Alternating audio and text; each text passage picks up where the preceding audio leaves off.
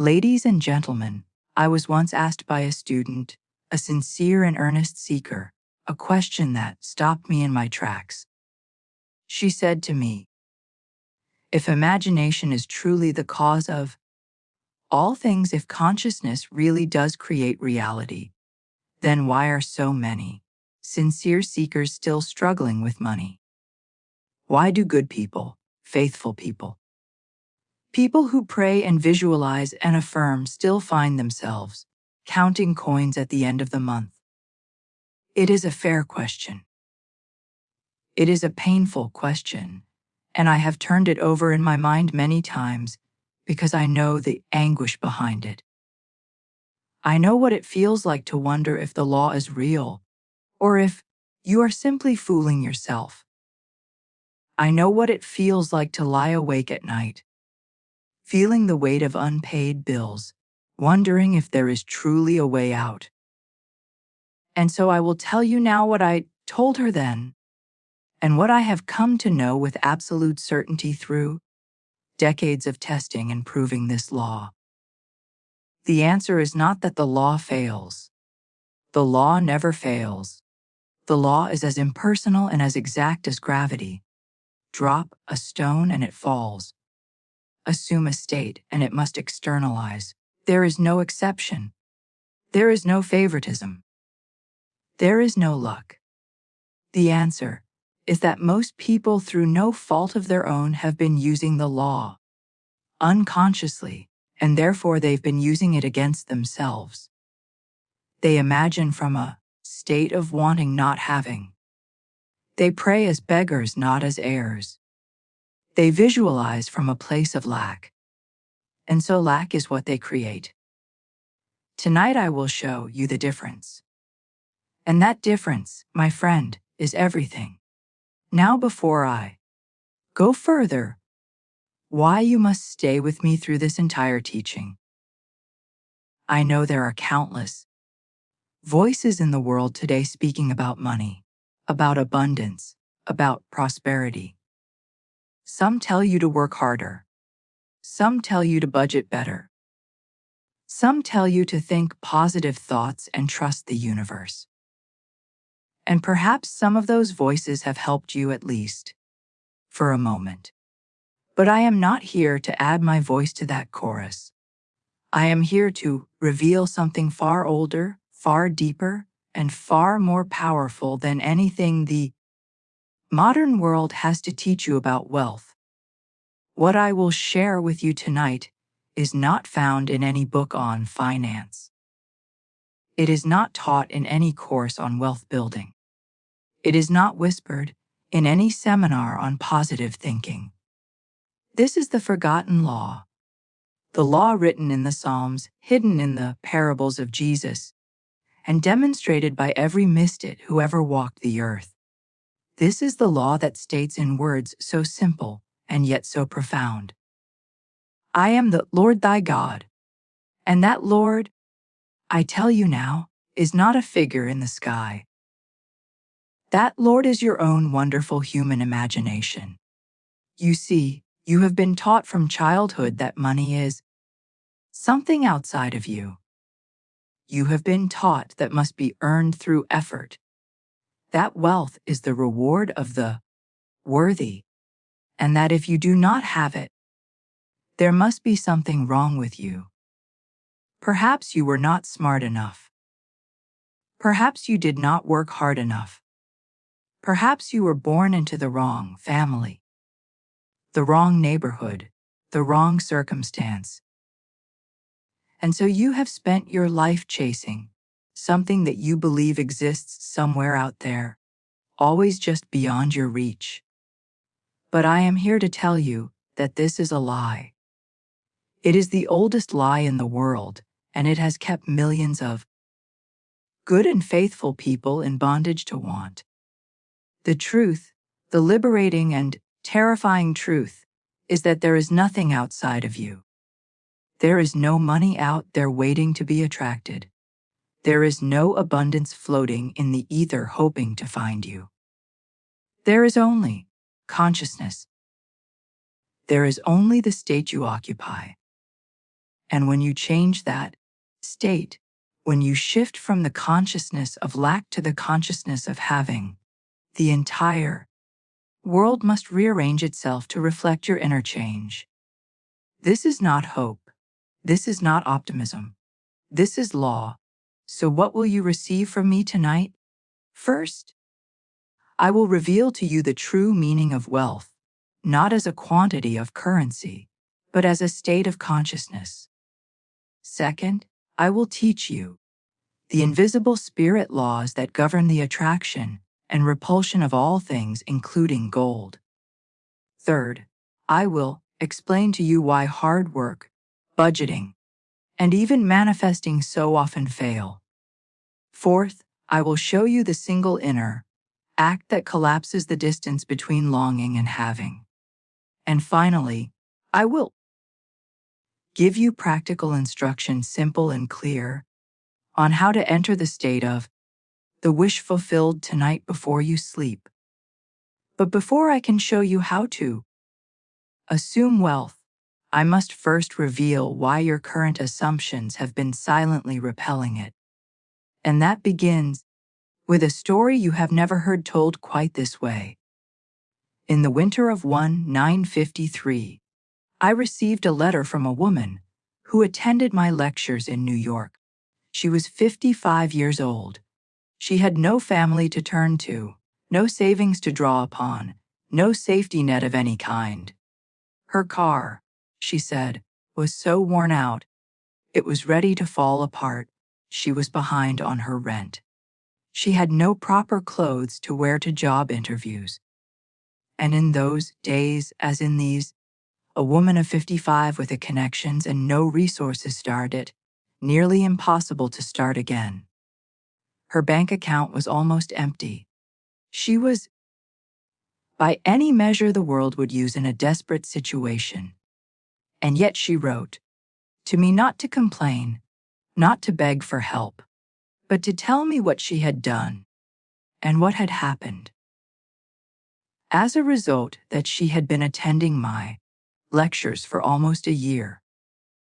She had heard me speak of imagination, of assumption, of the feeling of the wish fulfilled. And in her desperation, she decided to put these principles to the test. She had nothing to lose. Everything else had failed. So why not try the law? And so she began, as many do, by imagining herself having everything she needed. She would lie in bed at night and try to visualize a new job, a new car, new clothes, money in her account. But the list was so long and the effort was so exhausting that by the time she finished imagining everything she needed, she was too agitated to sleep. Her imagination, scattered across a dozen different objects, produced nothing but anxiety. She was, she said, doing it all wrong. And then one night she heard me speak of a particular technique. I told the story of an artist who, instead of imagining specific things, had captured a single feeling, a single phrase that contained within it the essence of all his desires. The phrase was simply this: "Isn't it wonderful?" He did not specify what was wonderful. He did not list the details of his wish. He simply assumed the feeling that something wonderful was happening to him, right now in this very moment. And this woman in her desperation decided to try it. Instead of imagining every item on her list, she would capture one feeling. Instead of straining to visualize specifics, she would simply feel that something marvelous was unfolding in her life. And so every night as she lay in bed and drifted towards sleep, she would repeat to herself over and over, "Isn't it wonderful? Something marvelous is happening to me now." She did not ask what it was. She did not try to figure out how it would come. She simply felt the feeling, the relief, the joy, the wonder of something good unfolding. And she continued this practice night after night for 2 months. Then in early October. She met a casual friend she had not seen in some time. They spoke, briefly. The friend mentioned he was about to leave on a trip to New York. She herself had lived in New York many years ago, and they chatted for a few moments about the city. Then they parted. She thought nothing of it. She forgot the conversation entirely. But 1 month later to the day, this man appeared at her apartment, and he handed her a certified check made out in her name for $2,500. She was stunned. She could not believe what she was seeing. And as the man explained, a story unfolded that seemed to her like something out of a dream. It concerned a friend from her past, someone she had not seen or heard from in more than 25 years. This friend, it turned out, had become extremely wealthy in the intervening years. And through a chain of events that no one could have predicted or planned, through connections and coincidences, and whispered conversations that spanned continents, this long-lost friend had learned of her situation and had sent her the money. More gifts followed. Opportunities appeared. Her entire life was transformed not through effort, not through struggle, but through the sustained feeling of fulfilled desire. Now I want you to understand what happened here, because it is the key to everything I am teaching you tonight. This woman did not imagine the money. She did not visualize the check. She did not try to figure out where the help would come from or how it would arrive. She imagined the feeling. She assumed the state she felt with all her being that something wonderful was happening to her now. And that feeling sustained night after night became the bridge of incidents, the chain of events that brought the money to her door. The feeling was the cause. The money was the effect. And between the two, invisible to the outer eye, moved the creative power of imagination. Now you may say to me, that is a beautiful story. But I am not that woman. My situation is different. My debts are real. My bills are pressing. My circumstances are far more stubborn than hers. And I understand why you might say that. I understand the weight of the world, the pressure of the senses, the seeming solidity of the facts. But I tell you, now with the same certainty with which I would tell you the sun will rise tomorrow, that your circumstances, no matter how fixed they appear, are only the reflection of your current state of consciousness. Change the state and the circumstances must change. This is not theory. This is not wishful thinking. And I have seen it proven so many times in so many lives that I no longer have the slightest doubt. Let me tell you another story, one that may speak more directly to those of you who are working, who are striving, who are doing everything the world tells you to do and still finding yourselves stuck. In the fall of 1950, a man came to see me. He was a bank executive in New York City. A man of middle age with a wife and children, and responsibilities that weighed heavily upon him. He had worked for the same institution for many years. He had done everything right. He had been loyal, diligent, competent. And yet when he approached his superiors to ask about advancement, about a raise, about some improvement in his position, they told him frankly that no major improvement was possible. They intimated that if he was dissatisfied, he could seek employment elsewhere, but they would not promote him. They would not increase his salary. He had reached his ceiling, and there was no way through. Now this man was not greedy. He was not seeking great riches for their own sake. He simply needed a larger income to provide for his family, to educate his children properly, to maintain his home in comfort, and he could not do it on his present salary. The refusal of the bank to assure him of any advancement left him feeling hopeless, frustrated, trapped. He came to me in a state of discontent, and he asked me what he could do. I explained to him the law of assumption. I told him that his present situation was only a manifestation of his current concept of himself, and that, if he wanted to change his circumstances, he must first change his consciousness. He must assume in imagination that he already was what he desired to be. He must feel himself into a new state, and the outer world would follow. I asked him what kind of position he truly wanted if he could have anything in the world. And he told me that more than anything he would love to manage the investment funds of a great institution, a foundation, or a university. Something meaningful and substantial. That was his dream. And so I gave him this instruction. Every night just before falling asleep, he was to imagine himself retiring of one of the most important and successful days of his career. He was to feel that he had just closed a deal to join exactly the kind of organization he yearned to be with in exactly the capacity he wanted. He was not to worry about how it would happen. He was not to strategize or plan or scheme. He was simply to assume the feeling of the wish fulfilled, to feel the contentment that comes with the realization of desire, and to carry that feeling with him into sleep. I told him that if he did this faithfully, he would inevitably get the position he wanted. This was the first week of December. Night after night, without exception, he followed this procedure. He did not tell anyone what he was doing.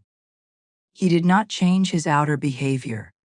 He simply assumed in the secrecy of his own mind that he was already the man he wanted to be. And early in February, something remarkable happened.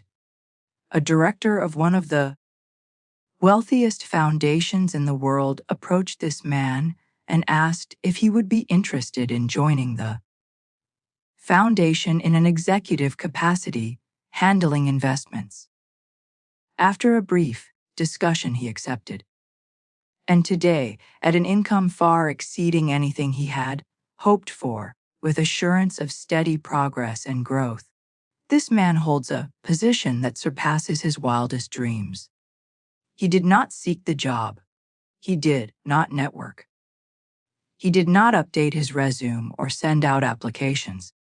He changed his state of consciousness, and the state once assumed dictated the events.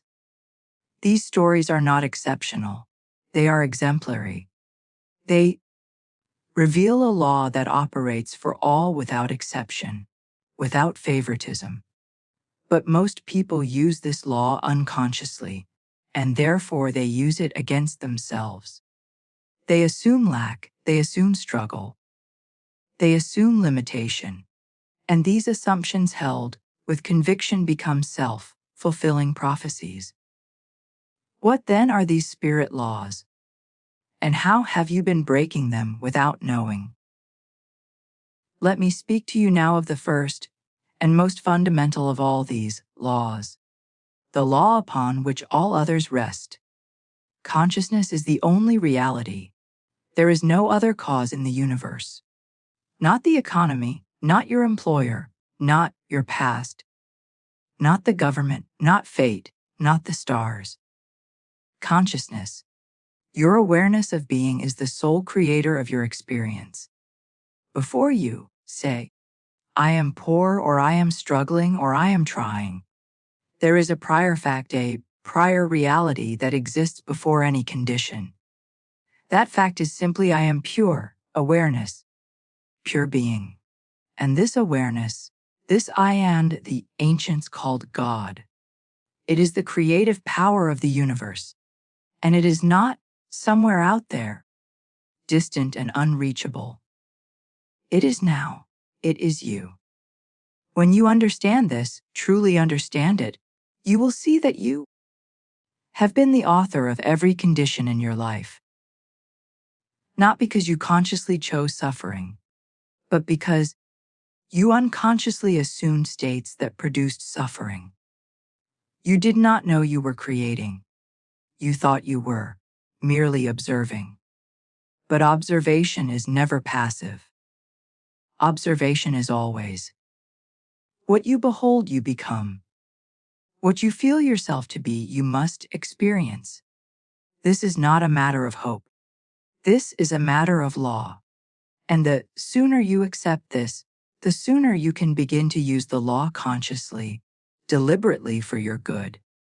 Now, let me address an objection that I know is forming in your mind.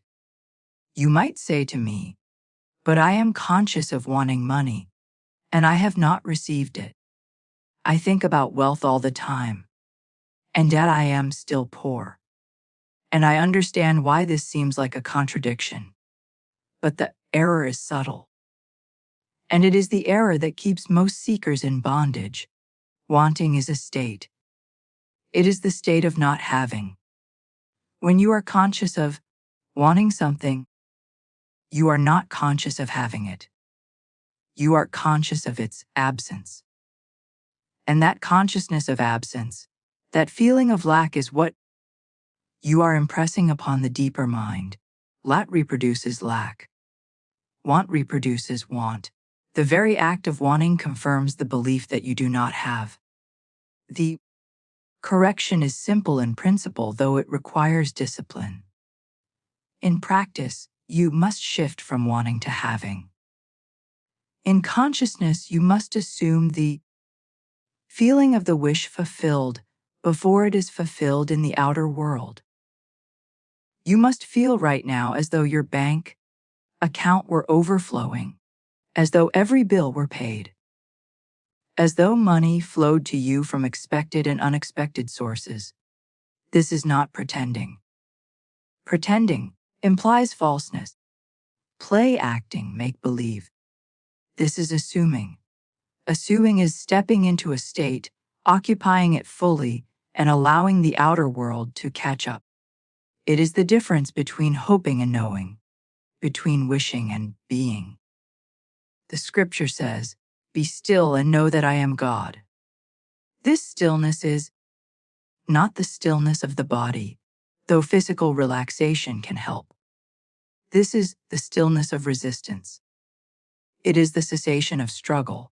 It is the quiet, confident assumption that what you desire is already yours. You do not need to fight for it. You do not need to chase it. You need only assume it. And in that assumption, in that inner stillness, the creative power is released. Let me give you an analogy. Imagine that you are an actor and you are preparing to play a role. Let us say you are to play a wealthy man, a man of means and confidence and ease. If you are a good actor, you do not merely say the lines while feeling poor and desperate inside. You inhabit the role. You feel what that wealthy man would feel. You walk as he would walk. You speak as he would speak. You assume his state of being. And for the duration of the performance, you are that man, not in pretense, but in experience. The audience, the you, because you believe yourself. This is what I am asking you to do with your imagination. I am asking you to step into the role of the wealthy version of yourself. 2. Assume that state so completely that it becomes your natural feeling, your habitual consciousness. And as you do, the outer world, like an audience watching a performance, will begin to respond to you differently. Opportunities will appear. People will treat you as you treat yourself. Circumstances will shift.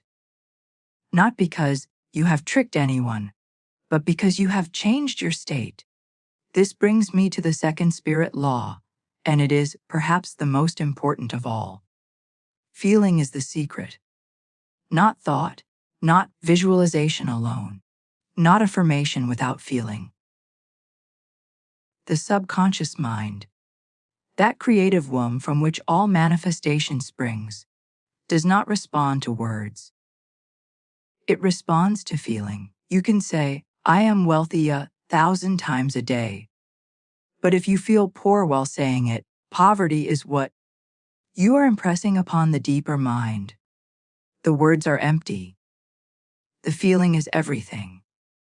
And so when I speak of assuming the wish fulfilled, I am not speaking of mental effort, of straining to visualize specific scenes or repeating affirmations until you are exhausted.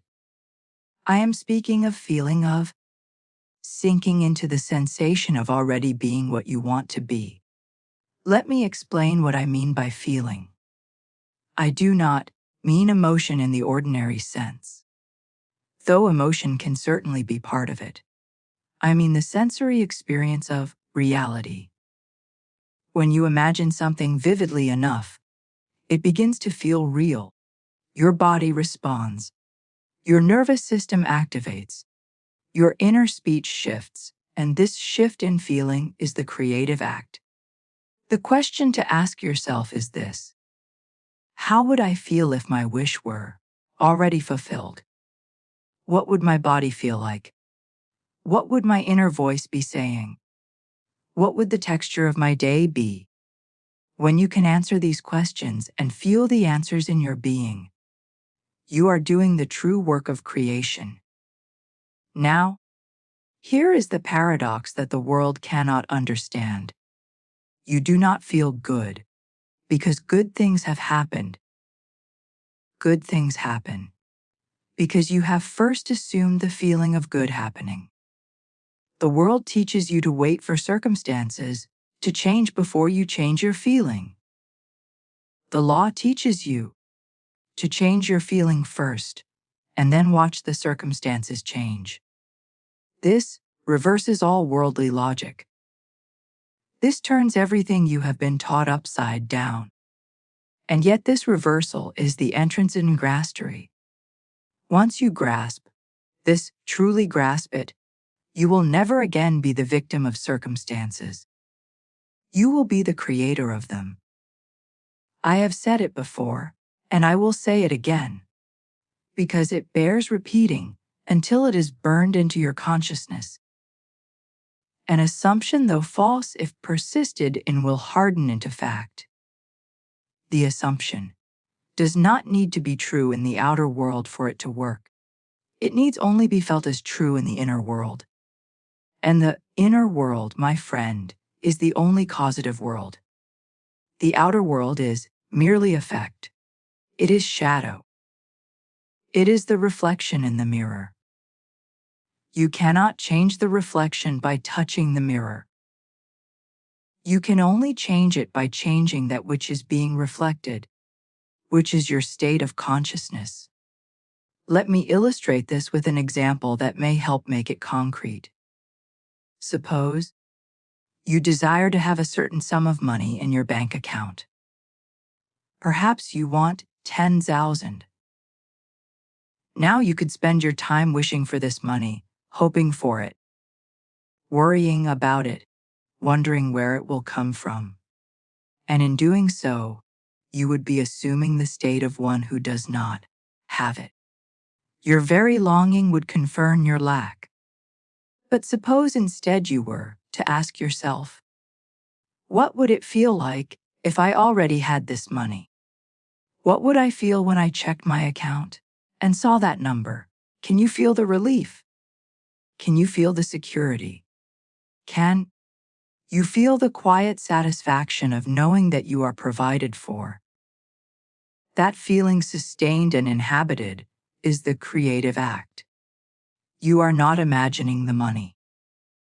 You are imagining the feeling that the money produces, and the feeling, being the cause, will produce its natural effect. This is why so many people fail in their attempts to manifest wealth. They focus on the thing instead of the state. They try to visualize dollar, bills or checks or bank statements. But they do so from a state of anxiety, from a state of want, from a state of not having.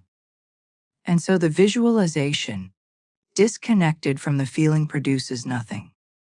It is not the image that creates. It is the feeling behind the image. The image is merely a means of inducing the feeling. If you can get to the feeling without the image, so much the better. If the image helps you feel, use it. But always remember that feeling is the secret. Everything else is secondary. Now I must speak of the third spirit law, because without it the first two cannot be fully applied. I am speaking of inner speech. Your inner talking, that constant stream of mental conversation that you carry on with yourself, is perpetually writing your future. Every thought you think, every word you speak inwardly, every silent commentary you make about your life and your situation is a creative act. Most people are completely unaware of their inner speech. They talk to themselves unconsciously, repeating the same patterns of lack and worry and complaint that they have repeated for years. And these patterns, repeated day after day, become the tapestry of their lives. Consider for a moment what you say to yourself about money. When you check your bank account, what do you think? When you pay a bill, what do you say inwardly? When you hear that someone else has come into good fortune, what is your automatic inner response? I can't afford that. Money is so hard to come by. I never have enough. That could never happen to me. These are not idle thoughts. These are decrees. These are commands being issued to the creative power within you. And the creative power, which does not judge or question, but only obeys, brings forth in your experience exactly what you have declared. This is why I speak of the mental diet. Just as you watch what you eat if you want to be healthy, you must watch what you think if you want to be wealthy. You must guard your inner speech with the same vigilance that a gatekeeper guards a city. No negative thought, no word of lack, no inner complaint should be allowed to pass unchallenged. This does not mean suppressing your thoughts or pretending that you feel something you do not feel. It means consciously choosing to redirect your inner speech toward the feeling of fulfilled desire. Let me give you a practical example. Instead of saying to yourself, I can't afford this, you might say, I choose not to buy this right now. Do you feel the difference? The first statement affirms poverty. It says, I am a person who lacks the means. The second statement affirms choice. It says, I am a person who is making a decision. Both statements describe the same outer situation, but they come from entirely different states of consciousness. And it is the state, not the situation, that determines what you will experience in the future.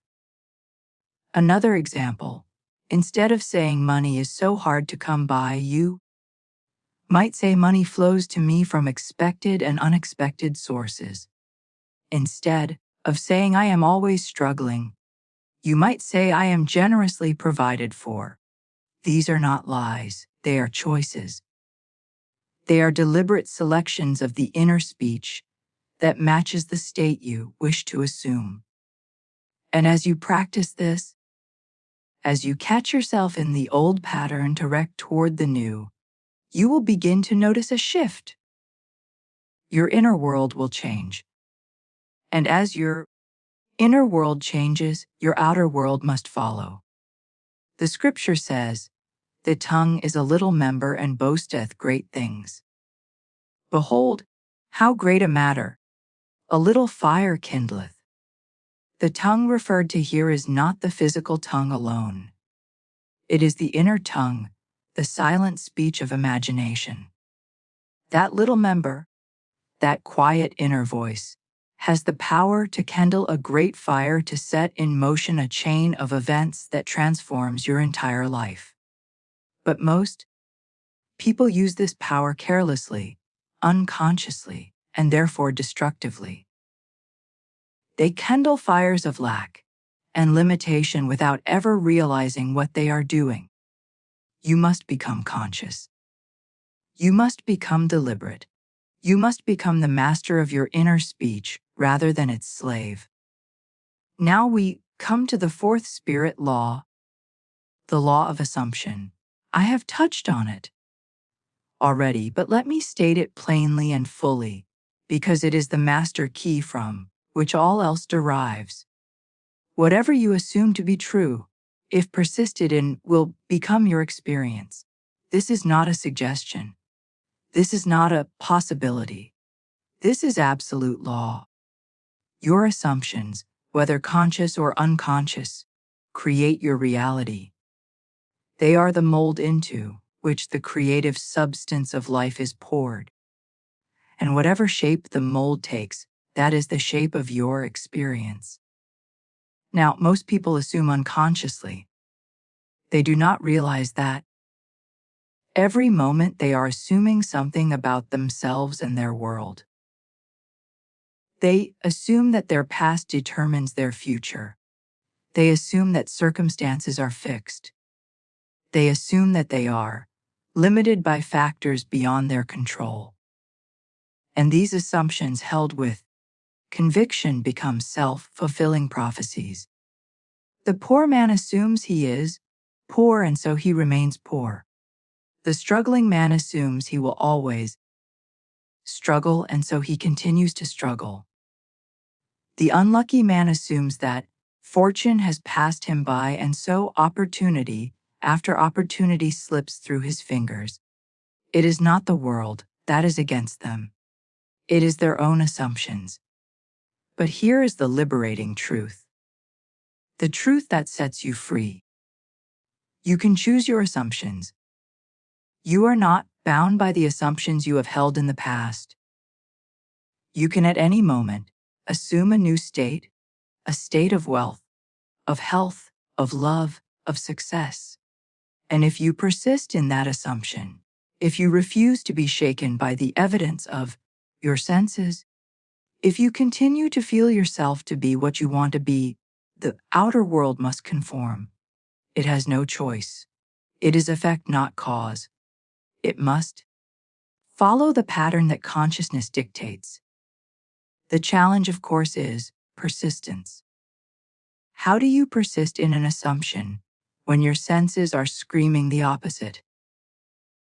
How do you feel wealthy when your bank account says otherwise? How do you assume success when failure seems to be staring you in the face? And this is where many people falter. They begin the assumption, but at the first sign of contradiction, they abandon it. They let the senses take over. They return to the old state, and so nothing changes. Let me tell you a secret. The senses are faithful servants, but they report only what has been created. They do not report what is being created. The present moment, this moment right now, is the only moment in which a new creation can occur.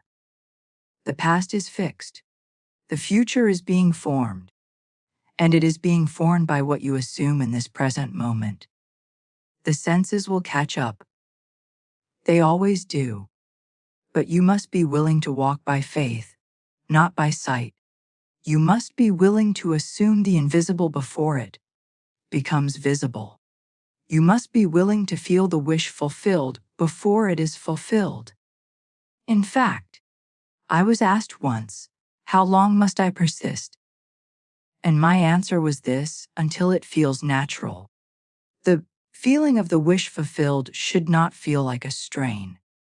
It should not feel like effort. It should feel like relief, like coming home, like remembering something you had forgotten. When the assumption begins to feel natural to you, when you no longer have to work to maintain it, when it has become your habitual state, then you may be certain that manifestation is near. The assumption having been persisted in has hardened into fact. The outer world is simply catching up to what has already been established within. Let me give you a specific technique that I have taught to thousands and that has been proven effective time and time again. Before you fall asleep at night when your body is relaxed and your mind is drowsy, ask yourself, what would I feel if my wish were already fulfilled? Do not strain to visualize. Simply feel. Feel the relief. Feel the gratitude. Feel the naturalness of having what you desire. Let this feeling fill your entire being. And then if it helps, repeat a simple phrase that captures the essence of your fulfilled desire. Isn't it wonderful? Thank you. Thank you. Thank you. It is done. The words do not matter as much as the feeling. Let the feeling carry you into sleep. Fall asleep in the feeling of the wish fulfilled. This is not hoping. This is not wishing. This is assuming you are not asking for anything. You are acknowledging that it is already yours. You are not petitioning some distant God. You are recognizing the God within. You, the I am that creates all things. And as you fall asleep in this state, the subconscious mind receives the impression and goes to work to bring it into manifestation. The bridge of incidents is built. The chain of events is set in motion and circumstances that no one could have predicted or planned begin unfold, leading inevitably to the fulfillment of your assumption. Now, I must speak to you of the fifth and final spirit law, a law that is often overlooked but is absolutely essential to mastery. I am speaking of revision. The past as you experience it is not fixed. It lives in your memory. It colors your present. It shapes your expectations of the future. And most people carry within them a past filled with regrets, mistakes, failures, and disappointments. They carry financial wounds, moments of shame, decisions that led to loss. And these memories, still alive in consciousness, continue to influence the present and to limit the future. But here is the secret that the mystics knew. The past can be changed not in fact but in imagination. And when the past is changed in imagination, the present and future are altered. This is the art of revision, and it is one of the most powerful tools you will ever learn. Here is how it works. At the end of each day or whenever a painful memory arises, you revisit the scene. But instead of replaying it as it happened, you revise it. You reimagine it as you wish it had happened. You see yourself acting with wisdom, with confidence, with abundance. You see the outcome turning in your favor. You feel the relief of the revised experience. And you do this not once, but as many times as necessary until the revised scene feels more real than the original. I once knew a woman who had suffered from chronic pain in her hip for nearly 40 years. The pain had begun in early childhood when she had fallen from a swing and injured herself badly. She had tried everything, spent a fortune on treatments, lived with constant discomfort, and then she heard me speak of revision. And though it seemed almost absurd to her, she decided to try it. She went back in imagination to that moment of childhood. She saw herself on the swing, felt the rush of wind as she swung higher and higher. But instead of falling backward and injuring herself, she imagined jumping forward, landing safely on her feet. She saw herself running to her mother, laughing unharmed. She felt the joy of the revised memory, and she repeated this imaginable act night after night until it felt real. Within 2 months, the pain that had plagued her for 40 years was gone. A condition that doctors said was permanent, that no treatment could fully cure, vanished through the power of revision.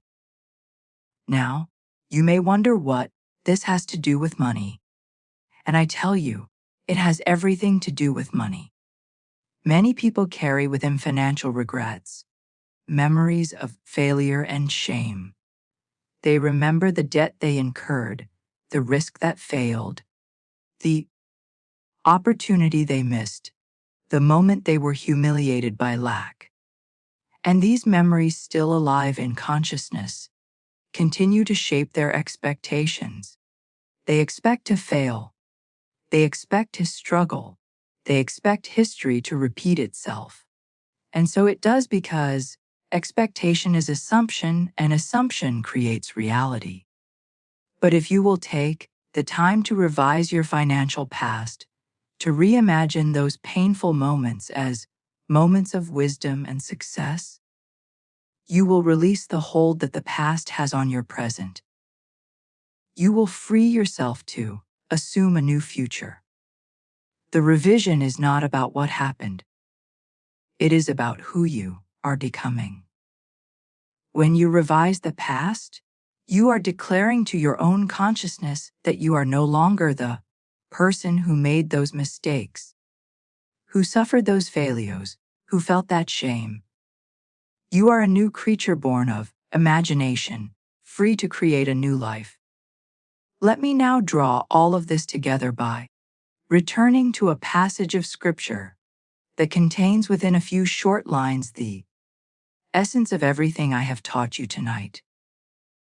It is the 23rd Psalm, and I want you to hear it not as a religious recitation, but as a psychological revelation.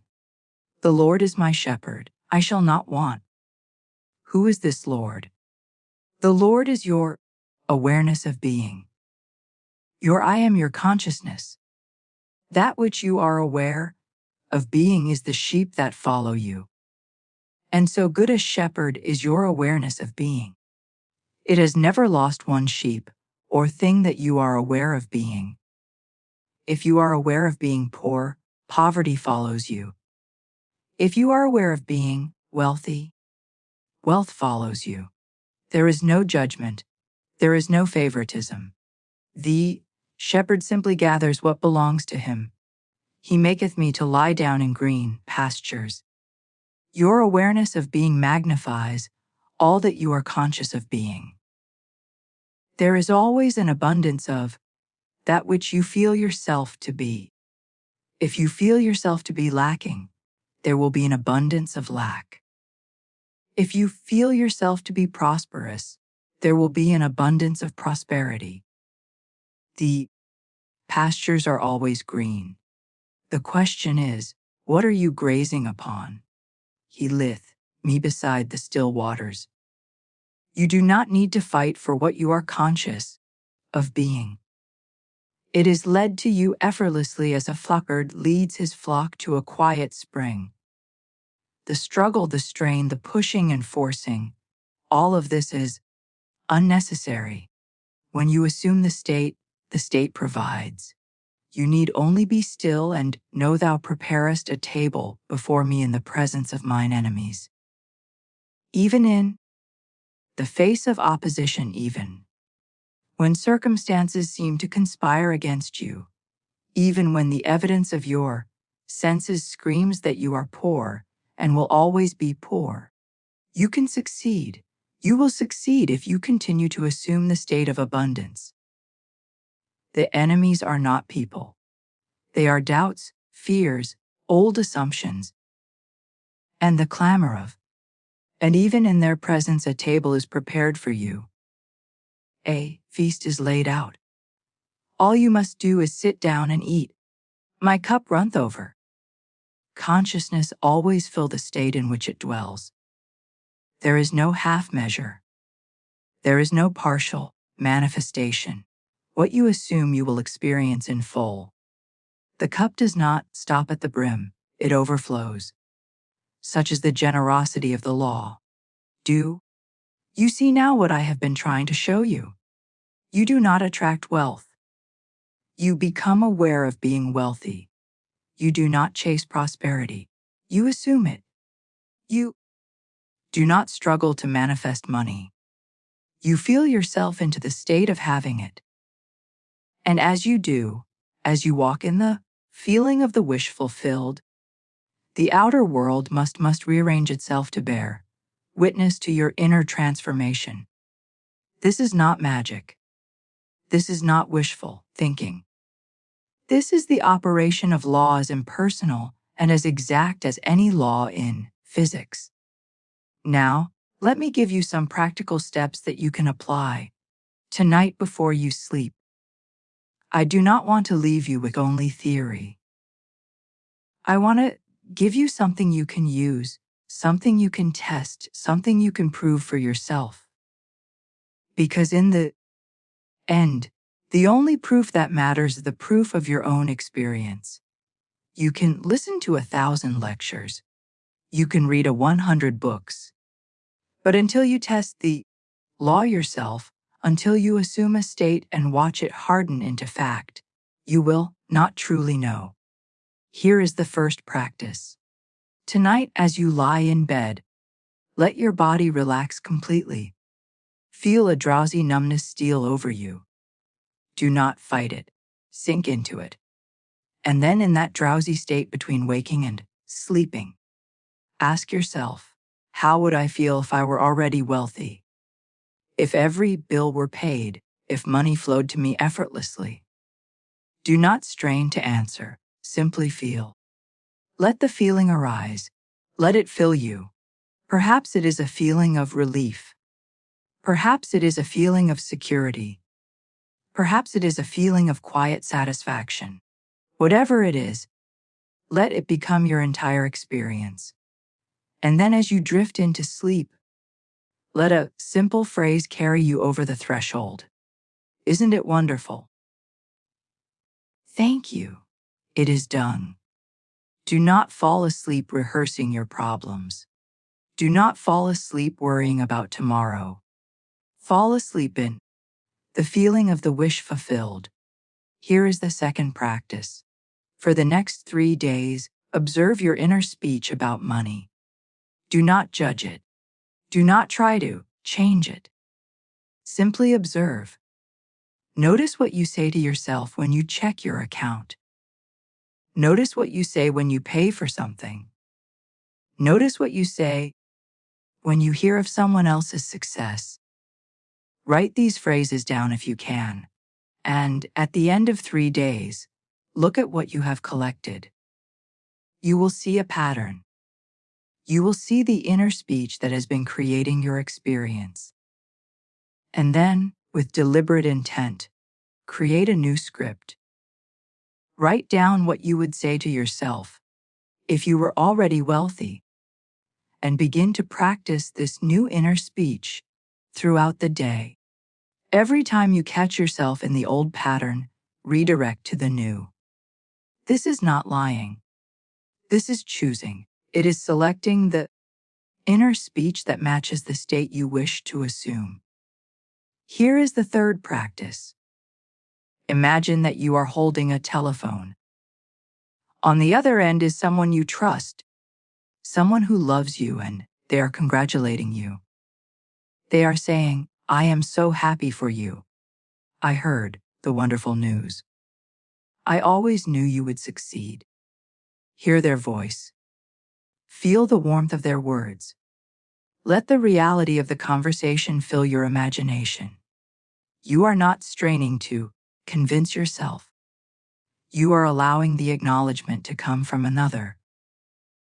Even though that other is within your own imagination. This makes the feeling more natural, more believable, and the feeling once induced is the creative act. Here is the fourth practice. Choose one financial memory that still troubles you.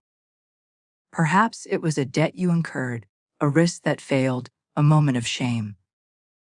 Close your eyes and replay the scene, but revise it. See yourself acting with wisdom and confidence. See the outcome, turning in your favor. Feel the relief of the revised experience. Do this as many times as necessary until the revised scene feels more real than the original. And as you revise, you will feel a release. The past will loosen its grip and you will be free to assume a new future. These practices are simple. They require no special equipment, no great expense, no external resources. They require only your imagination and your willingness to persist. And if you will use them, if you will test them faithfully, you will prove the law for yourself. You will move from theory to experience, and experience once gained cannot be taken from you. Now let me bring this teaching to a close by speaking directly to your heart. I know that many of you have struggled for a long time. I know that you have tried many things. I know that you have hoped and prayed and wished and worked, and still found yourself falling short. And I know that it can feel at times as though the universe has forgotten you, as though fortune has passed you by, as though you are destined to always be on the outside, looking in. But I tell you now, with all the conviction of my being, that this is not true. You have not been forgotten. You have not been abandoned. You have simply been using the law unconsciously against yourself without knowing what you were doing. But now you know, and knowing you can choose differently.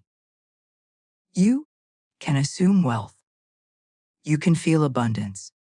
You can speak inwardly as one who has not, as one who lacks. And as you do day by day, night by night, the outer world will begin to shift. Opportunities will appear. Relationships will change. Circumstances will rearrange. Not because you have performed some magic trick, but because you have changed your state, and the state being caused must produce its natural effect. You are not broken. You have not been cursed by fate. You have simply been misalled, taught by a world that does not understand the true nature of reality. But you are not of that world. You are a spiritual being operating under spiritual laws. And the greatest of these laws is the law of assumption.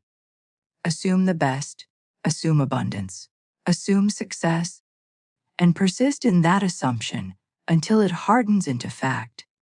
Let me leave you with a final affirmation spoken in the first person as it should be spoken by you. I am wealthy, not I will be, not I hope to be, I am. And in that I am, all things are possible. Let this be your declaration. Let this be your assumption. Let this be the feeling that you carry with you into sleep tonight and into every day that follows. And now, a word about this teaching.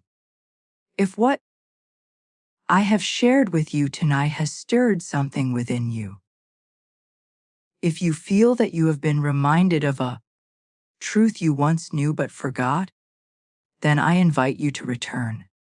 Leave a word in the comments below. Share what you will assume tonight. And if this message has been of value to you, let others find it too. There are many who are searching, many who are struggling, many who have not yet heard these truths.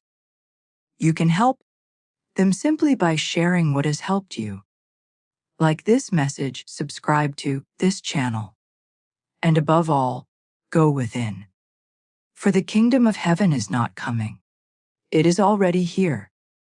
It is within you, waiting for you to claim your place in it. You are the operant power. There is no other. The God you have been seeking, the fortune you have been chasing, the abundance you have been praying for, it is not outside of you. It is you, your own wonderful human imagination. Use it wisely. Assume noble things. Feel the wish fulfilled, and watch as the invisible becomes visible, as the dream becomes reality, as the longing becomes having. Tonight before you sleep, assume the state of wealth. Feel yourself into it. Let it become natural to you. And then in the days and weeks to come, watch what happens. Watch the bridge of incidents. Watch the chain of events. Watch as life brings to you, without struggle, without strain, all that you have assumed to be true. But before I let you go, I want to expand on something that I have only touched upon, because I know that many of you are still wrestling with a fundamental question. And that question is this: is this really true? Can it really be this simple? Can the mere act of feeling differently actually change my bank account, my job, my circumstances? And I understand why you asked this. The world has taught you to trust only what you can see, hear, touch, taste, and smell.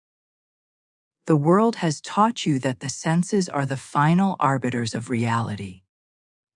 And so, when I tell you that the inner world is the only causative world, that feeling precedes fact, that assumption creates reality, it sounds almost too good to be true. It sounds like wishful thinking. It sounds like the kind of thing that desperate people believe because they have nothing else. But I want you to consider something. I want you to consider the possibility that the senses have been lying to you your entire life. Not maliciously, not deliberately, but simply because they are designed to report what has been, not what is being created.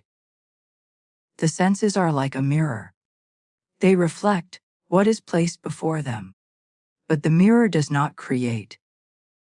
The mirror only shows. And if you want to change what the mirror shows, you cannot do it by touching the mirror, by polishing the mirror, by arguing with the mirror. You can only do it by changing what stands before it. This is the great secret. This is the hidden wisdom. The outer world is a mirror of the inner world. Change the inner and the outer must follow. It has no choice. It is effect, not cause.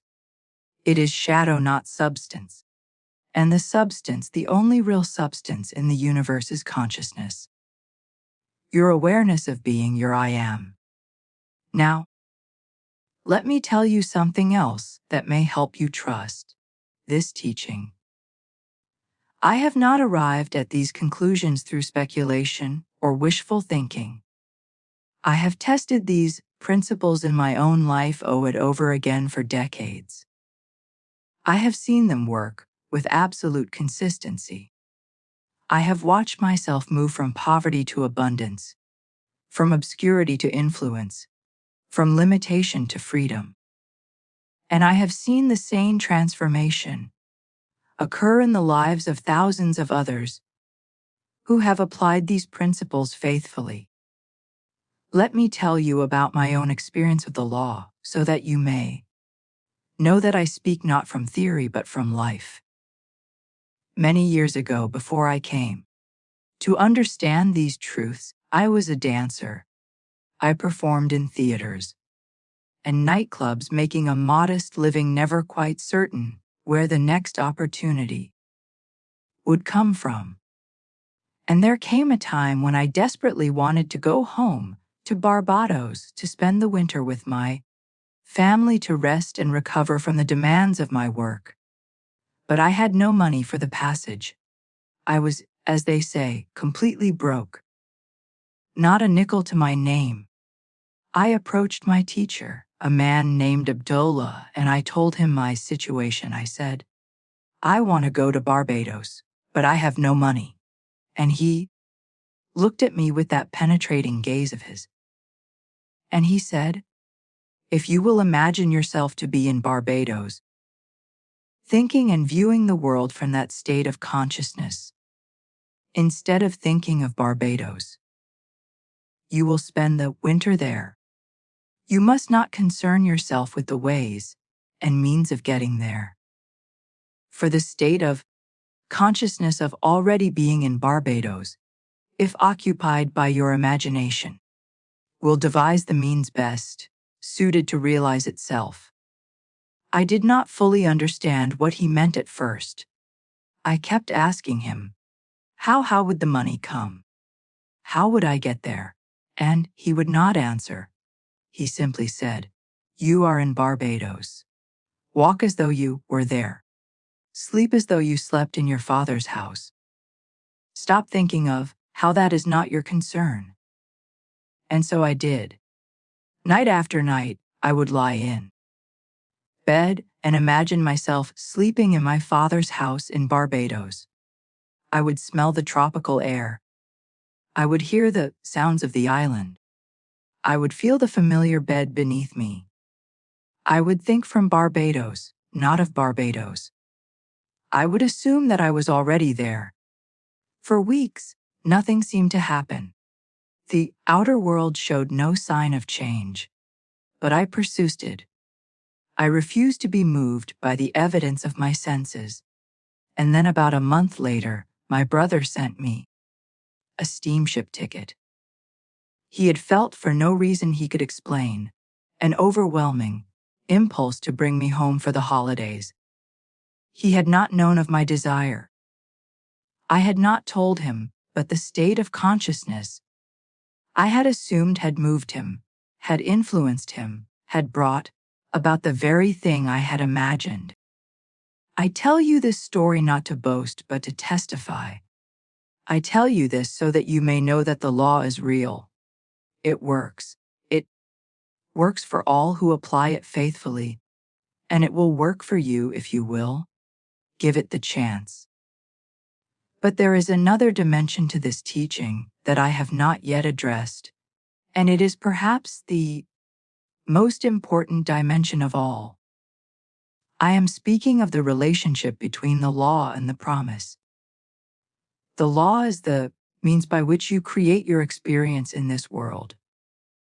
The promise is the awakening of the God within you, the birth of Christ in your own consciousness. The law gives you power. The promise gives you purpose. You see, the law can be used for any purpose, noble or ignoble. You can use it to accumulate wealth, to gain influence, to satisfy desires of every kind. And there is nothing wrong with this. God does not condemn you for wanting to live well, for wanting to provide for your family, for wanting to enjoy the good things of this life. But there is more. There is a deeper reason why you are here. There is a greater destiny awaiting you. The promise is this. One day, and for many of you it may be sooner than you think, you will awaken to discover that you are not merely a human being imagining things into existence. You will discover that you are God, the very God who created the universe, dreaming this dream of being human. And in that moment of awakening, all the laws, all the techniques, all the manifestations will seem like child's play, because you will know with absolute certainty that you and the Father are one, that there is nothing in all of creation that is not you. I speak of this because I do not want you to become so absorbed in the pursuits that you forget the pursuit of your own divine nature. Money is good, health is good, love is good. But the greatest good, the supreme good, is the awakening of the God within you. And as you practice the law, as you learn to assume states and watch them harden into fact, you are preparing yourself for this awakening. You are training your imagination. You are developing your faith. You are becoming fit to receive the promise. So use the law tonight. Assume wealth. Feel abundance. Create the life you desire. But do not stop there. Keep going, keep questioning, keep opening. because beyond the law is the promise. And the promise is more beautiful, more liberating, more extraordinary than anything the law alone can give you. Now, let me return to the practical, because I know that for many of you, the practical is what you need most right now. Let me give you a few more examples of how you can apply these principles in your daily life. Suppose you have a specific sum of money that you need. Perhaps you are facing a debt. Perhaps you need to make a purchase. Perhaps you simply want a certain number in your account. Here is what I would suggest. Do not focus on the need. Do not dwell on the debt. Do not rehearse the problem. Instead, ask yourself, what would I feel like if this need were already met? What would I feel like if this debt were already paid? What would I feel like if this money were already in my account? And then feel that. Really feel it. Not as a wish, not as a hope, but as a present fact. You might, for example, imagine yourself looking at your bank statement and seeing the number you desire. Feel the relief of seeing that number. Feel the satisfaction. Feel the security. Let the feeling be so real that it takes on the quality of memory rather than imagination, as though it had already happened. As though you were simply remembering a fact. Or you might imagine a conversation with someone you trust, someone who would congratulate you on your good fortune. Hear them say, "I'm so happy for you. I knew things would work out." Feel the warmth of their words. Feel the joy of sharing good news. Let the conversation be so real that you forget for a moment that you are imagining it. Or you might simply repeat as you fall asleep a phrase that implies the fulfillment of your desire. Isn't it wonderful that I am so abundantly provided for? Thank God, everything is paid in full. I am so grateful for my financial freedom. Let the phrase carry the feeling. Let the feeling sink into the subconscious. Let the subconscious go to work to bring it into manifestation. These are not tricks. These are not gimmicks. These are applications of a law that is as old as creation itself. And they work. They work every time without exception for everyone who applies them faithfully. But let me address one more obstacle that I know many of you face. And that obstacle is time. You say to me, I have been doing this for a week, for a month, for 3 months, and nothing has changed. How long must I wait? How do I know if it's working? And my answer is this: as long as necessary. The law does not operate on your timetable. It operates on its own perfect schedule. Some manifestations come quickly, almost instantly. Others take longer. The timing depends on many factors, including the depth of your conviction, the persistence of your assumption, and the complexity of the bridge of incidents that must be built. But the timing is not your concern. Your concern is the assumption. Your job is to assume and to persist. The when and the how are not yours to dictate. They belong to the infinite intelligence that knows all, and sees all and arranges all things for the fulfillment of your desire.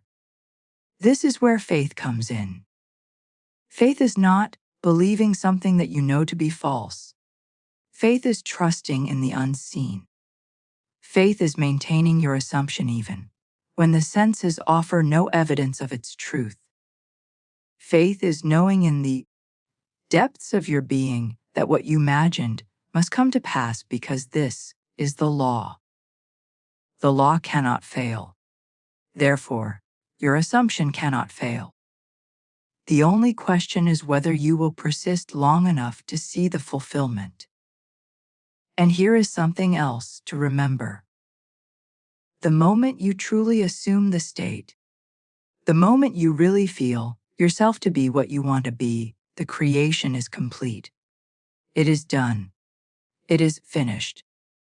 The outer manifestation is simply a matter of time and space, of the bridge of incidents being constructed, of circumstances aligning.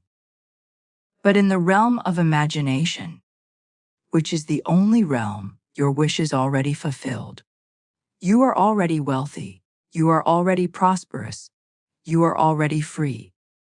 The senses will catch up. They always do. But in truth, it is already done. This is why I say do not be anxious about the outcome.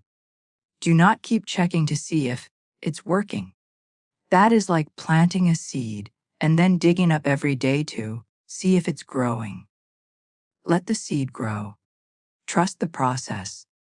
Do your work, which is the assumption, and let the law do its work, which is the manifestation.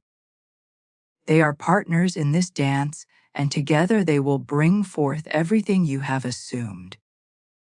Now let me speak for a moment about the role of action in all of this. Some people hear my teachings and think that I am saying you should sit in a room and imagine all day, never lifting a finger, never taking any action, just waiting for things to fall from the sky. This is not what I teach. This is a misunderstanding of the law. The truth is, when you assume a state, your actions will naturally change. You will find yourself doing things, saying things, going places, meeting people that aligned with your assumption. You will not have to force this. It will happen naturally as a consequence of your changed consciousness. The man who assumes he is wealthy will not sit idle. He will be moved to action. But his action will be different from the frantic, desperate action of a man who is trying to become wealthy from a state of lack. His action will be inspired, confident, natural. It will be the action that flows from the state he has assumed. So do not think that you can ignore the practical demands of life. Pay your bills, go to work, take care of your responsibilities, but do all of this from the state of the wish fulfilled. Do it from the assumption of abundance, not from the feeling of lack. Let your actions be the natural expression, your inner state, not an attempt to compensate for an inner state you have not changed. And here is something else. Sometimes the action that is required will be surprising. It will not be what you expected. It will not fit your plan. But if you are walking in the assumption, you will recognize it. You will feel drawn to it. You will know in a way that cannot be explained that this is the next step on the bridge. Trust this knowing. Follow this guidance. The intelligence that is constructing the bridge is far wiser than your conscious mind. It sees the whole pattern. It knows the shortest path.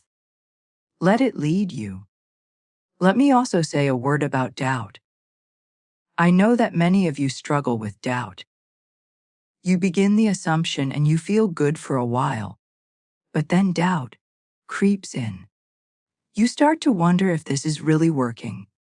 You start to notice all the evidence to the contrary. You start to feel foolish for even trying.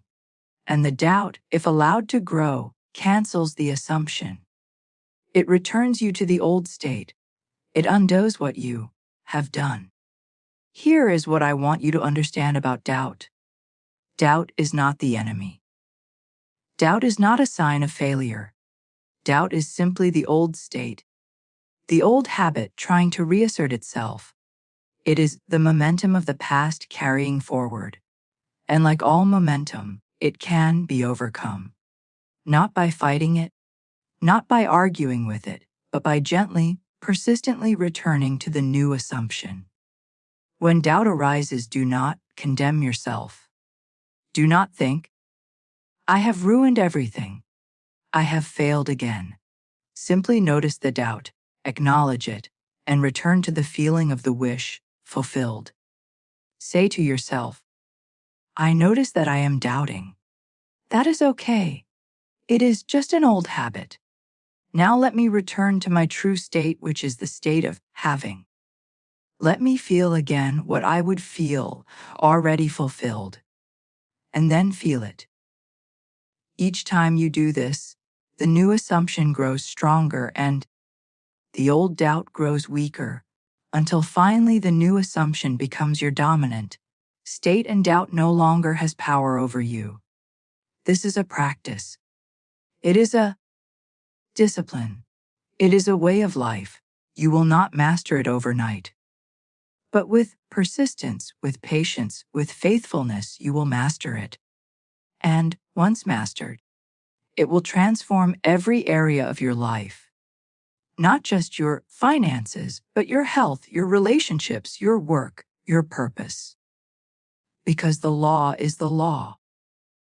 It operates everywhere in all things without exception. Now let me weave together everything I have shared with you tonight into a single simple summary. This is the essence of what I want you to take with you. First, consciousness is the only reality. Everything you experience is the outer manifestation of an inner state. Change the state and you change the experience. Second, feeling is the secret. It is not enough to think or visualize. You must feel. The feeling of the wish fulfilled is the creative act. Without feeling, nothing happens. Third, inner speech matters. What you say to yourself, the conversations you carry on in the privacy of your own mind, are creating your future. Guard your inner speech. Change it to match your desired state. Fourth, assumption is the law. What you assume to be true, if persisted in, will become your experience. Assume wealth, assume abundance, assume success, and persist. Fifth, revision is redemption. You can change the past by reimagining it. And when you change the past, you change the present and the future. These are the spirit laws of money. These are the invisible principles that govern the flow of all things, including gold. Learn them, apply them, test them. Prove them in your own experience, and you will never again be the victim of circumstances. You will be the creator of them. And now, my friend, it is time for me to leave you. But I do not leave you alone. You are never alone. The God within you, the I am that is your true self, is always with you, always ready, always able to bring forth whatever you assume. Trust this presence. Rely on this power and know that nothing in all of creation is impossible to you. If this teaching has touched you, if it has awakened something within you, I invite you to return. Come back often. Listen again. Let these truths sink deeper and deeper into your consciousness. Share them with others who are searching. Leave a comment below and tell me what you will assume tonight. Like this message so that others may find it. Subscribe so that you may continue to receive these teachings. And above all, put this into practice. Do not let this be just another video you watched. Let this be the turning point. Let this be the night you chose a new state. Let this be the beginning of your new life. You are the operant power.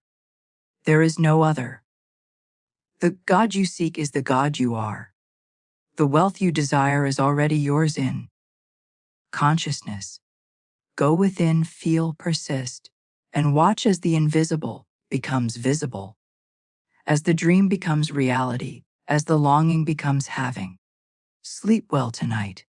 Sleep in the feeling of the wish fulfilled, and may your assumption this night become your reality tomorrow.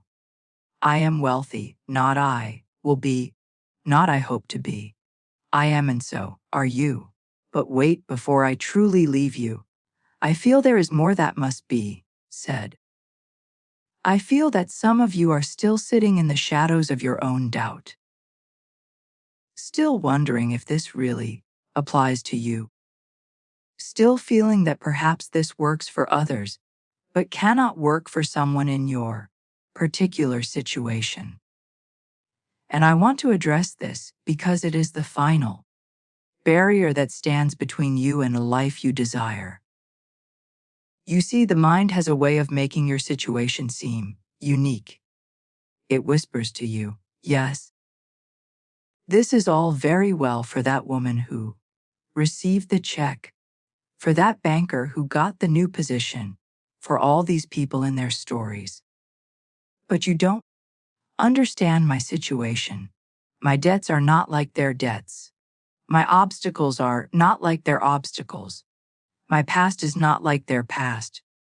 And this feeling of uniqueness, this sense that you are somehow the exception to the rule, is itself a state of consciousness. It is the state of being exempt from the law. And if you assume that state, if you persist in that assumption, then you will indeed remain exempt. Not because the law has failed, but because you have assumed failure. I want to tell you something that I hope will break this spell. The law is no respecter of persons. It does not care about your history. It does not care about your education. It does not care about your age, your race, your gender, your circumstances. It cares only about your state of consciousness. If you assume poverty, you will experience poverty. Whether you are a king or a beggar, if you assume wealth, you will experience wealth. Whether you were born in a palace or a gutter, the outer conditions of your life are merely the current reflection of your inner state. They are not fixed. They are not permanent. They are subject to change the moment you change your consciousness. So I say to you, whoever you are, whatever you have been through, whatever circumstances you find yourself in tonight, the law applies to you. The law works for you. The law is on your side, waiting only for you to use it consciously, deliberately for your good. Stop telling yourself that you are different. Stop telling yourself that this cannot work for someone like you. That is a lie, and it is keeping you in bondage. The truth is that you are God, in human form, with all the creative power of the universe at your disposal. The truth is that nothing is impossible to you if you will only assume it. Now let me share with you a few more testimonies, a few more examples from the lives of who have tested this law and found it true, because I know that examples help. I know that hearing how others you the courage to try it yourself. I knew a man who was deeply in debt. He owed money to many creditors and he saw no way out. He was working long hours, barely making ends meet, and the debt continued to grow. He felt hopeless, trapped, defeated. And then he heard this teaching. At first he was skeptical. How could imagining change anything? How could feeling wealthy make the debts disappear? But he was desperate, and desperation can be a great teacher. So he decided to try. Every night before sleep, he would imagine himself completely free of debt. He would feel the relief of owing nothing to anyone. He would feel the lightness, the freedom, the joy of being financially clear. He did not know how it would happen. He did not try to figure it out. He simply assumed the state and persisted in it. Within a few weeks, things began to shift.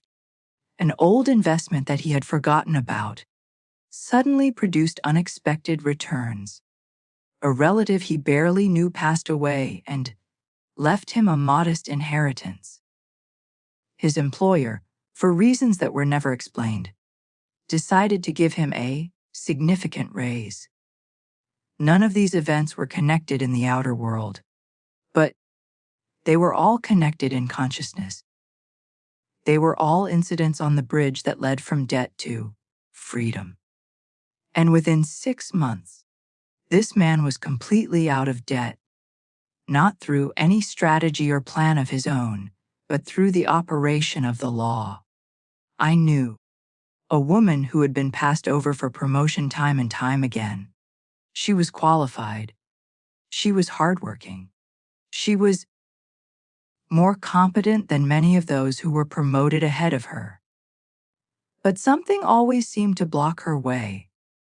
She would get close, and then at the last moment the position would go to someone else. She felt invisible, undervalued, stuck. When she learned this teaching, she realized that she had been assuming this very thing.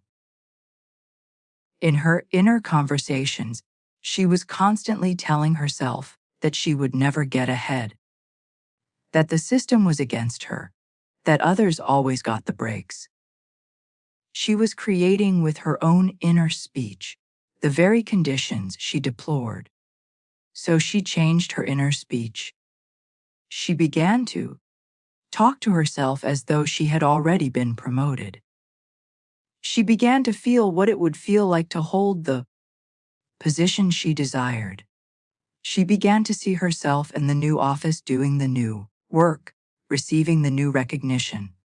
Within 3 months, she was offered a position even better than the one she had been hoping for. It came from an unexpected source, a different department, a connection she had not anticipated. But it came because the law always works. Because the assumption persisted and must harden into fact. I could tell you 1,000 such stories. I have seen the law work in matters of health, healing conditions that doctors said were incurable. I have seen it work in matters of love, bringing together those who seemed impossibly separated. I have seen it work in matters of opportunity, opening doors that seemed permanently closed. And I have seen it work in matters of money and again for those who had the faith to assume and the persistence to continue. But I do not want you to take my word for it. I want you to prove it for yourself tonight, starting now. Because the only proof that truly matters is the proof of your own experience. You can hear 1,000 testimonies, and they will give you hope. But when you test the law yourself, when you assume a state and watch it manifest, when you feel the thrill of seeing the invisible become visible in your own life, then you will know. Then faith will become knowledge. Then belief will become certainty, and nothing will ever shake you again. So, here is what I ask of you. Tonight, when you lie down to sleep, do not rehearse your problems. Do not go over your debts, your worries, your fears. Do not fall asleep in the consciousness of lack. Instead, take a few minutes to become still. Let your body relax. Let your mind quiet. And then ask yourself the question I have asked you so many times tonight. How would I feel if my wish were already fulfilled? How would I feel if I were already wealthy, prosperous, free? And then feel that feeling. Sink into it. Let it become the only thing in your consciousness. Let it be the last thought you have before sleep. And when you wake in the morning, before you open your eyes, return to that feeling. Let it greet you at the threshold of the new day. Carry it with you as you rise, as you go about your morning, as you face whatever the day brings. Let it be the background of your experience, the atmosphere in which you live. And when the old thoughts come, the worries, the evidence of the senses, acknowledge them and return to the feeling again and again as many times as necessary. This is the practice. This is the discipline. This is the way. And one more thing, do not tell everyone what you are doing. Keep your assumption in the secrecy of your own heart. There are those who will not understand, who will mock you, who will try to pull you back to the old state. You do not need their approval. You do not need their understanding. You need only the power of your own imagination and the persistence of your own will. Share your successes after they have manifested. But while the seed is in the ground, while the assumption is germinating in the darkness of the subconscious, protect it. Nurture it in silence. Let no one's doubt contaminate your faith. There is a verse in Scripture that says, Mary kept all these things and pondered them in her heart.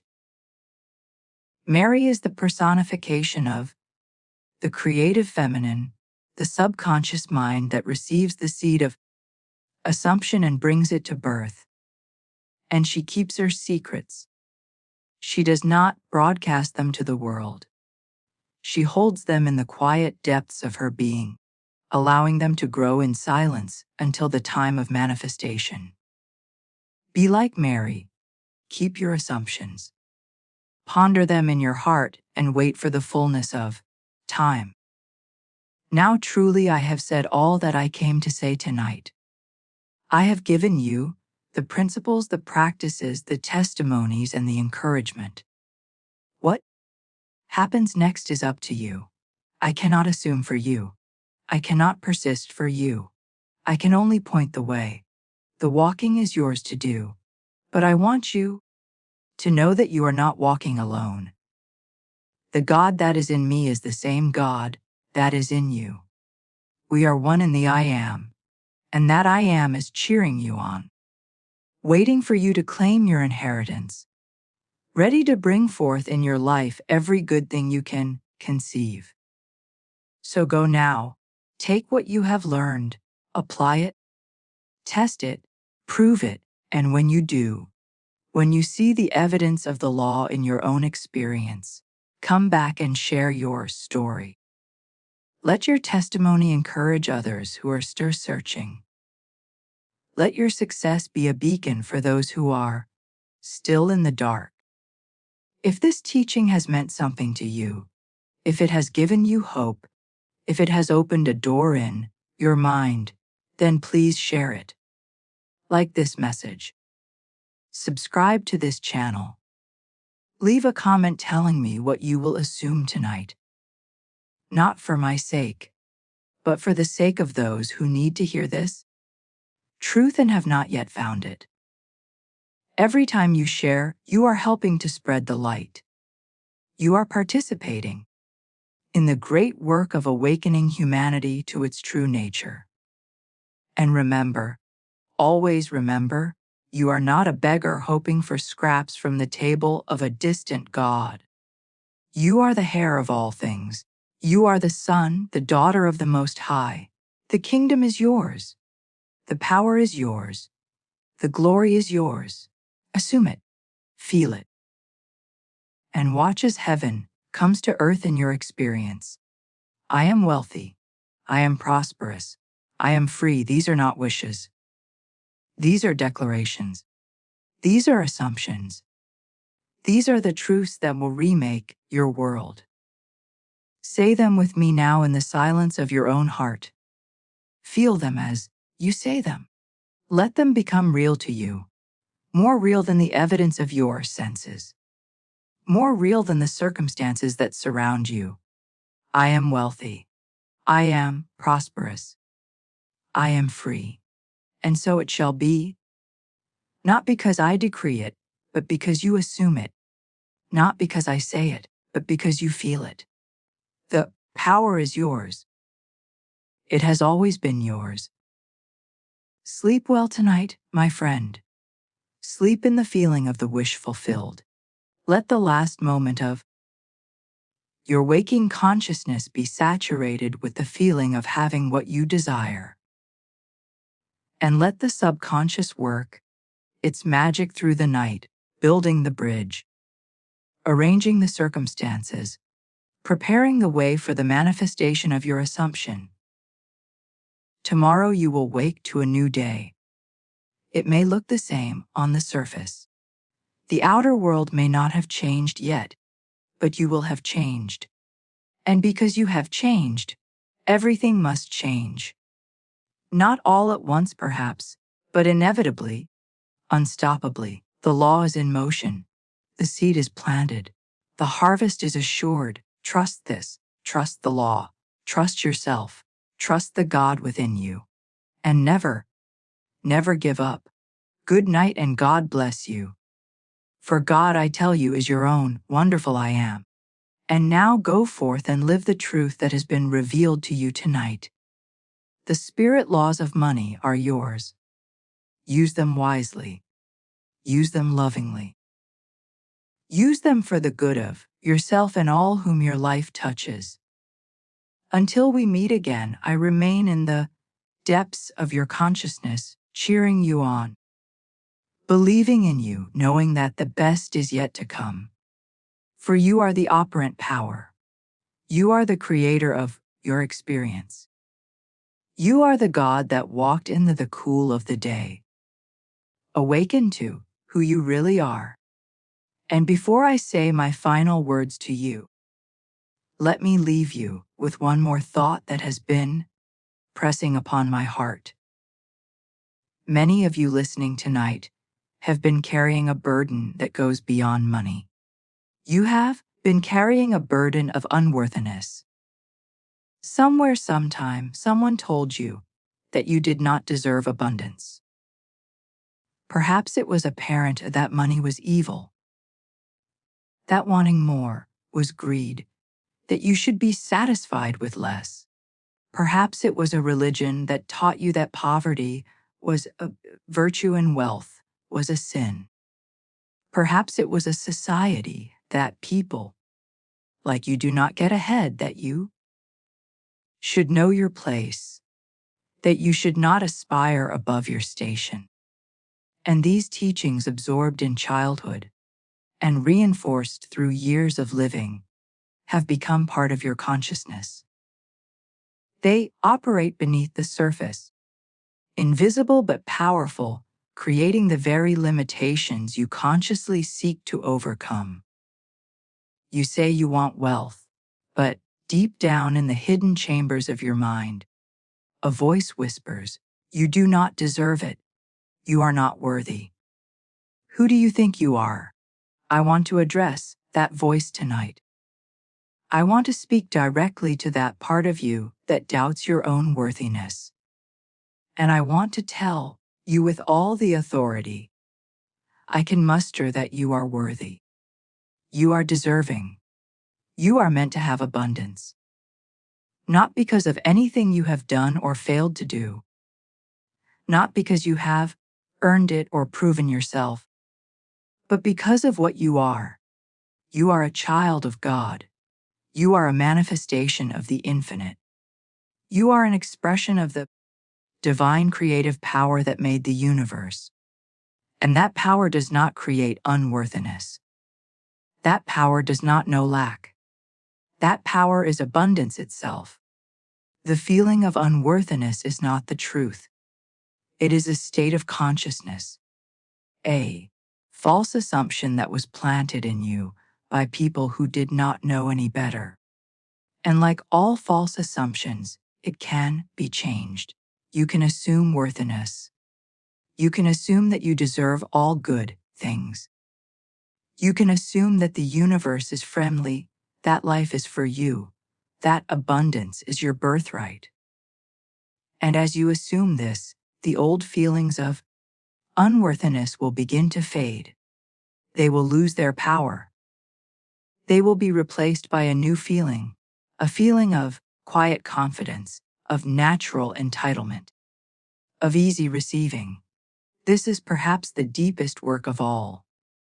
It is not enough to assume that you have money. You must assume that you are the kind of person who naturally has money. You must assume that wealth flows to you because of who you are, not because of what you do. You must assume that you are worthy, deserving, and meant for abundance. And this assumption, more than any specific technique, will transform your relationship with money forever. So, tonight, as you practice the feeling of the wish fulfilled, include this in your assumption. Feel not only that you have money, but that you are worthy of having money. Feel not only that your debts are paid, but that you deserve to be free of debt. Feel not only that abundance surrounds you, but that you are the kind of person whom abundance naturally seeks out. Let this be part of the feeling. Let it saturate your consciousness, and watch as the old sense of unworthiness dissolves, replaced by a new knowing, a new certainty, a new relationship with the flow of all good things. I have seen people who had mastered the techniques, who could visualize and affirm and assume with great skill, but who still struggled with money because at the deepest level they did not believe they deserved it. The techniques worked, but the manifestations were always partial, always accompanied by problems, always unstable. And when they finally addressed the issue of worthiness, when they finally assumed that they were deserving and meant for abundance, everything changed. The manifestations became full. The problems disappeared. The wealth became stable and lasting. So do not neglect this inner work. Do not assume that because you can visualize a check, you have done all that is necessary. Go deeper. Ask yourself if you truly believe you are worthy. And if you find doubt, if you find resistance, if you find old voices whispering old lies, assume a new truth. Assume that you are worthy. Assume that you deserve all good things. Assume that the God within you wants you to have abundance, because the God within you is abundance, and it can only give what it is. This is the final key. This is the deepest level of the teaching. And with this key, all doors open, all barriers fall, all limitations dissolve. Because the one who knows their own worthiness, the one who feels themselves to be an heir of all things, the one who walks through life with the quiet confidence of a beloved child of the infinite, that one cannot help but prosper. Prosperity is their natural state. It flows to them without effort, without strain, without manipulation. It is simply who they are. And that, my dear friend, is who you are. You are worthy. You are deserving. You are meant for abundance. Assume it, feel it, live it. And may your assumption this night become your reality tomorrow. Amen. Thank you.